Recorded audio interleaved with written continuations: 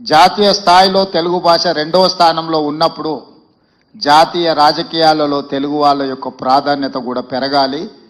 దానికి జస్టిస్ సుదర్శన్ రెడ్డి గారు ఉపరాష్ట్రపతిగా ఎన్నికైతే మన ప్రతిష్ట, మన గౌరవము ఢిల్లీ స్థాయిలో పెరుగుతుంది. కాబట్టి రాజకీయాలకు అతీతంగా ఇప్పుడు దేశంలో జరుగుతున్న పరిణామాలు, ఒకవైపు 18 సంవత్సరాల యువకులకే ఓటు హక్కు ఇచ్చిన రాజీవ్ గాంధీ ఆలోచన విధానం ఒకవైపు ఉంటే, అసలు మాకు వ్యతిరేకంగా ఓట్లు వేస్తారంటే ఆ ఓట్ల చోరీకి పాల్పడతామని ఓట్ చోరీ కార్యక్రమంతో ఎన్నికల్లో నెగ్గాలని ఇంకొక వైపు నుంచి ప్రయత్నం చేస్తున్నారు. ఇట్లాంటి కీలకమైన సందర్భంలో ఉపరాష్ట్రపతిగా పెద్దల సభను నడిపించే బాధ్యత అక్కడ కుర్చీలో కూర్చున్న వాళ్ళ మీద ఉంటుంది. ఈరోజు